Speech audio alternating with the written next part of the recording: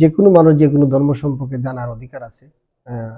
আমার ধর্ম সম্পর্কে আরেকজন জানতে পারবে, আমি অন্য ধর্ম সম্পর্কে জানতে পারবো, হাদিস সম্পর্কে জানতে পারবো, এটা দোষের কিছু দেখি না।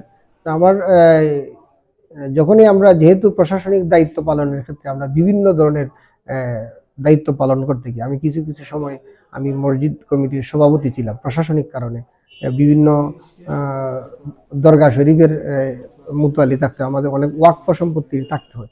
এই থাকতে থাকতে তখন মনে হচ্ছে না, আমি যদি যেখানে কাজ করব সেই বিষয়ের মূল হাদিসটা যদি আমি না জানি, যেটা থেকে উৎস, এটা তো আমাকে জানতে হবে।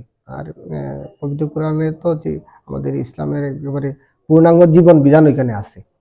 তাই আমাদেরকে আসলে যে কোনো সময় আমি যে কোনো বিষয়ে যখনই যেখানে যাই ওই বিষয়টা সার্চ দিয়ে দেখি যে এই বিষয়ে কি হাদিস আছে, এই বিষয়ে সাথে সাথে প্রশাসনিক জ্ঞানটা হয়ে যায় এবং আমার ওই ধর্ম সম্পর্কেও আমার একটা মসিয়া আমার জানা হয় আর কি।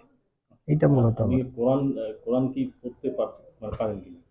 না, আমরা আসলে তো বাংলাটা তো পড়তে পারি, বাংলাটা পড়েছিও, পড়তে পারি, বৌদ্ধ ধর্মেরও পড়েছি, অন্যান্য ধর্মেরও পড়েছি, আমাদের নিজেদের ধর্মের তো আছে।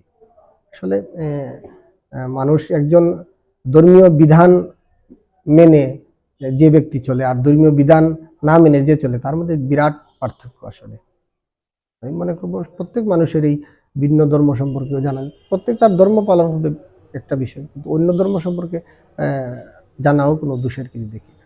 এটাই। ইসলাম ধর্মের কোন হাদিসটা আপনি সবচেয়ে বেশি অনুপ্রাণিত করে, যেটা আপনি বরাবরই বলেন? বরাবরই আমি আমার যেটা সবচেয়ে আমার কিছু বিষয় আছে, যেমন যে আল্লাহ ইজ দ্য বেস্ট প্ল্যানার, উনি আল্লাহ হচ্ছেন সর্বোত্তম পরিকল্পনাকারী, এটা আমি সব জায়গায় বলে থাকি। আরেকটা বিষয় আমি বলে থাকি যে রিজিক, যে তোমার রব চাইলে তোমার রিজিকটাকে সীমাবদ্ধ করতে দিতে পারেন, আবার তোমার রব চাইলে তোমার এই রিজিকটাকে বাড়িয়ে দিতে পারেন। আসলে তিনি বান্দাদের সমস্ত বিষয় জ্ঞাত এবং প্রত্যক্ষদর্শী।